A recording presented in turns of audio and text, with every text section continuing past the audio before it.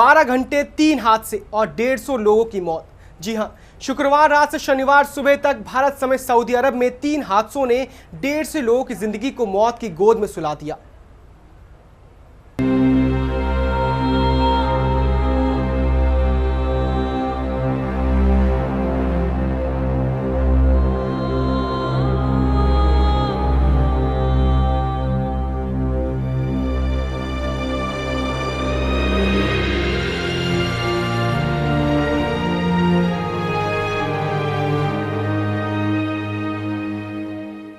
कभी कभी जिंदगी की कीमत मौत की सुगबुगाहट के हाथों बहुत छोटी लगने लगती है।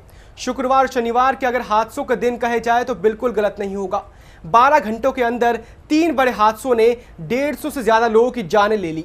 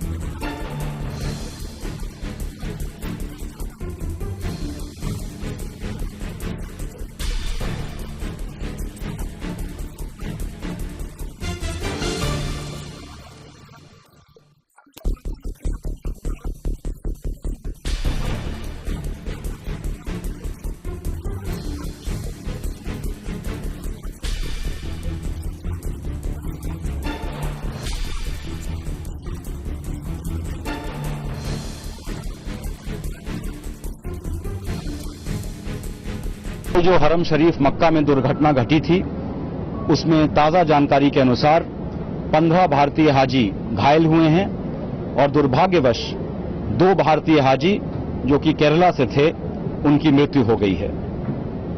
जड्डा में हमारे कौंसल जनरल और अन्य अधिकारी घायल भारतीय नागरिकों के साथ निरंतर संपर्क बनाए हुए हैं। मक्का में जितने भी मुख्य अस्पताल हैं उन सब में भारतीय डॉक्टर व नर्स मौजूद हैं। वे भी घायलों की देखरेख में जुटे हुए हैं। हमारे कॉन्सुलेट ने एक हेल्पलाइन खोल दी है जिसके नंबर विदेश मंत्रालय की वेबसाइट पर उपलब्ध हैं। मैं स्पष्ट कर देना चाहता हूं कि हज यात्रा निर्धारित कार्यक्रम के अनुसार चल रही है। इसमें इस हादसे की वजह से कोई रुकावट नहीं आएगी। काबा की परिक्रमा भी पुनः आरंभ हो चुकी है।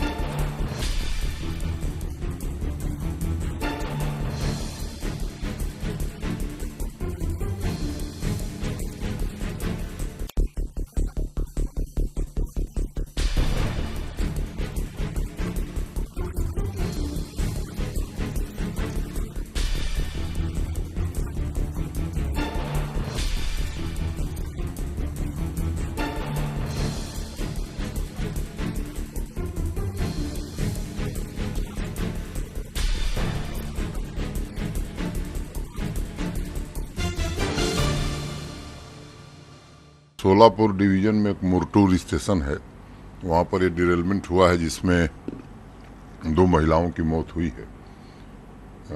4 लोग गंभीर रूप से घायल हैं। रेलवे की रिलीफ वैन वहाँ पहुँच गई है, हमारे वरिष्ठ अधिकारी भी पहुँच गए हैं। कारण क्या है अभी जानकारी में नहीं आया है।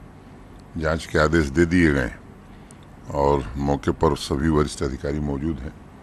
घायलों को अस्पताल पहुँचाया गया है। अभी तक यही जानकारी प्राप्त हुई है। जांच बार-बार ट्रेनों का एक्सीडेंट का कोई कारण या कोई अभी तो कारण इसका क्या है जानकारी में आ जाएगा। डिरेलमेंट के कई कारण होते हैं, किस कारण से हुआ है अभी ये जांच का विषय है, लेकिन ये दुर्भाग्यपूर्ण है और इसमें कठोर कार्रवाई की जाएगी। अच्छा, कुछ एनडीआरएफ वगैरह की मदद के लिए भी टीमें भेजी गई हैं? तो एनडीआरएफ को कहा गया है, लेकिन जरूरत मुझे लगता नहीं है, क्योंकि पहले ही मेडिकल रिलीफ वैन हमारी पहुंच गई है। अच्छा, और एनडीआरएफ को जाने में जब तक एनडीआरएफ पहुंचेगी तब तक सभी लोगों को अस्पताल पहुंचा दिया गया है। पहुंचा दिया गया। अच्छा, इसमें कोई रूट बाधित नहीं होगा इस तरीके बहुत ज्यादा तो वो नहीं परेशानी नहीं, वो रूट खुल गया है। 30 किलोमीटर प्रति घंटा की रफ्तार से गाड़ियां वहां चलने लगी हैं। अच्छा, वो सुबह 5 बजे ही रूट खोल दिया गया था। That the front part of the train has already left, cut and gone.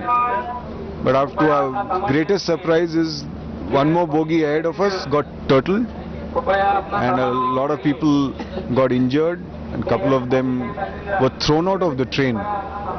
Very surprising how they were thrown out, and they were in the tracks. 9 coaches have derailed, 2 coaches have capsized, and it has resulted in unfortunate death of 2 persons, and 7 persons have been injured. They have all moved to hospitals. Our medical team is already there on site. Our officers have already reached, and they are supervising relief and rescue work along with district administration. And I am also going to the site.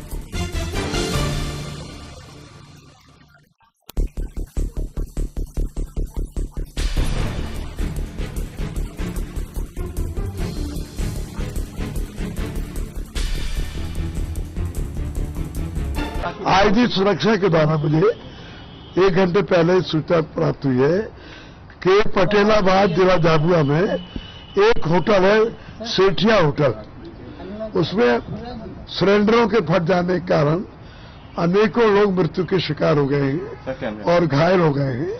इसके जांच के आदेश दे दीजिए हैं और इन जो मृतक परिवार हैं उनको आर्थिक सहायता भी दी जाएगी, घायलों को दी जाएगी, और जांच के आदेश होने के बाद और जो रिपोर्ट आएगी उसके बाद ही आर्थिक सहायता की घोषणा की जाएगी। अंबाला में 3 भाई ऐसे भी जो हॉकी जैसे खेल में कई मेडल लेने के बावजूद भी तीनों ही मजदूरी करने पर मजबूर हैं। एक भाई जहां कैंट रेलवे स्टेशन पर कूली बनकर लोगों के सामान ढो रहा है, तो दूसरा भाई ऑटो रिक्शा चलाकर अपने बच्चों का पेट पाल रहा है। पूरी खबर पर एक खास रिपोर्ट।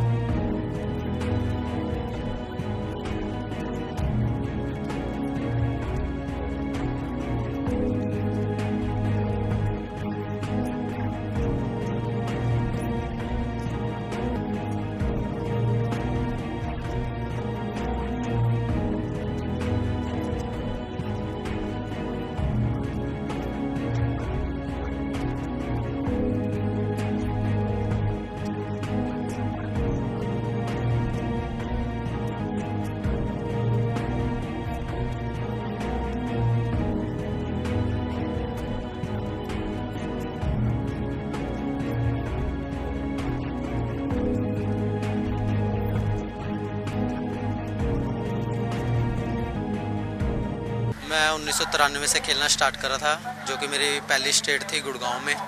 उसमें मैंने पार्टिसिपेशन करा था। उसके बाद मैं नेशनल लेवल तक खेल के आया हूँ जम्मू J&K में 1999 में, जिसमें हमारी पूरे ऑल इंडिया में सेकंड प्लेस थी, जो कि हमने मैच खेला था पंजाब और हरियाणा के बीच में फाइनल मैच था, उसमें हम सेकंड प्लेस लेके आए थे। तो उसके बाद मैंने अंडर 19 और अंडर 17, 14 में भी स्टेट लेवल पे भी खेला, उसमें भी हमारी प्लेस रही है। अंडर 19 में फर्स्ट प्लेस रही है, अंडर 13 में 14 में फर्स्ट प्लेस रही है और थर्ड प्लेस रही है, और अंडर 17 में थर्ड प्लेस रही है भिवानी में। उसके बाद एक नेशनल कैंप भी, जूनियर नेशनल कैंप जो लगता है हरियाणा का, पूरे हरियाणा से लड़के आते हैं, उसमें भी पार्टिसिपेशन करा था, जो कैंप गुड़गांव में लगा था 2002-03 में लगा था। वो कोई नौकरी ना मिलने के कारण इस काम करना पड़ा, अपने घर का पालन पोषण करने के लिए कुछ तो काम करना ही था। बाकी ये जो सरकारी हमने डिपार्टमेंट में अप्लाई करा था नेशनल लेवल पे, स्टेट लेवल पे, उसका कोई हमें बेनिफिट नहीं मिला। इसके कारण हमें ये काम करना पड़ा, क्योंकि हमारे पास इतने पैसे नहीं थे उनको देने के लिए। आप सिफारिश मान लो, क्योंकि आजकल बिना सिफारिश के कोई काम नहीं होता। कुली का काम अभी मैंने 2011 से अप्लाई करा था, जो कि फार्म निकले थे कुली के, तो उसमें अप्लाई करा था। उसमें दौड़ भाग करी, उसमें नंबर पड़ गया था हमारा, तो 2011 से मैंने कुली का काम करना स्टार्ट किया। हाँ जी, शर्म बहुत महसूस होती है, लेकिन फिर भी हमने अपने उसको समझाया दिल को कि हमने कहा नहीं, काम करना है तो शर्म नहीं करनी। लेकिन इस काम में थोड़ा हिचकिचाहट इसलिए है कि इस काम में आपकी वैल्यू नहीं है, मतलब कि आपको कोई अच्छा नहीं कहेगा। आप में ओए करके बात करते हैं सारे, हमें खुद फील होता है कि हम ऐसे काम कर रहे हैं, लेकिन फिर भी घर का पालन पोषण करने के लिए, अपना काम करने के लिए करना ही पड़ता है। बच्चों को तो ऐसा हम तो कहेंगे कि आओ, क्या पता हमारे साथ हमारी किस्मत ख़राब हो या सरकारी सिस्टम में कुछ ऐसा हो, आने वाली सरकार कुछ इसके लिए बारे में सोचे कि हाँ भाई यहाँ से भ्रष्टाचार को ख़त्म किया जाए। जो अच्छे खिलाड़ी हैं, नेशनल लेवल के खिलाड़ी हैं, उनको खेलने का मौका दिया जाए और उन्हें बढ़िया नौकरी मिली जाए। और हमारे छोटे भतीजे हैं जो, वो भी आज उनको भी हम ग्राउंड लेके जाते हैं, क्योंकि शाम के वक्त हम ग्राउंड को ज़रूर देते हैं। चलो जैसा भी था हमारे साथ हो गया, लेकिन आगे ना, उनको भी हम आज सिखा रहे हैं। ये मजबूरी तो यही है, मेन तो पेट की है जी। हम अच्छे स्पोर्ट्समैन होने के बाद भी हमारे को सरकारी जॉब कोई नहीं मिली जी। हमने धक्के इतने खाए जी, पूछो ना जी। मेरे फादर रेल में थे, रेल में होने के बाद भी हमारे को रेल ने ठुकराया। हमारा रेल में काम होता होता हमारे को इन्होंने 3 साल के अंदर ये बताया कि आपका काम नहीं होता। सारे डॉक्यूमेंट्स देखने के बाद भी हमारे को दर दर भटकना पड़ा। इसलिए अब हमारे को ऑटो चला रहे हैं, हम अपना पेट पाल रहे हैं, बच्चे पाल रहे हैं जी, गुजारा कर रहे हैं अपना जी। हॉकी खेलता है जी मैं, हॉकी में नेशनल प्लेयर हैं जी हम तीनों ब्रदर्स।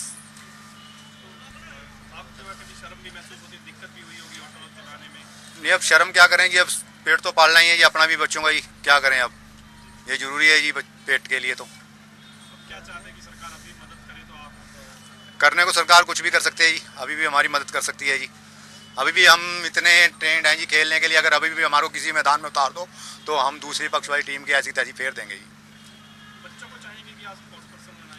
देखो जी, अब हमारे साथ जो हो गया, हम तो अपने बच्चों को अभी भी भेज रहे हैं ग्राउंड के अंदर। कुछ बच्चे सीखें, देश के लिए कुछ करें। जो हमारे साथ हुआ वो हमारे बच्चों के साथ ना हो, हमारे बच्चे क्या दूसरे और किसी बच्चों के साथ भी ना ऐसा हो।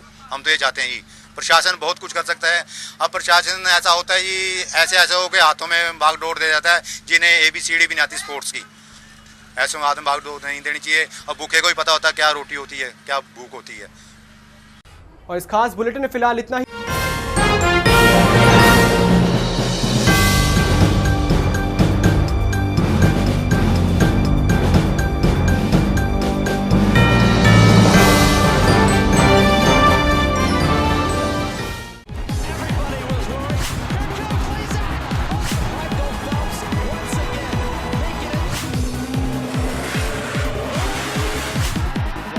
Here's an attack from Bournemouth.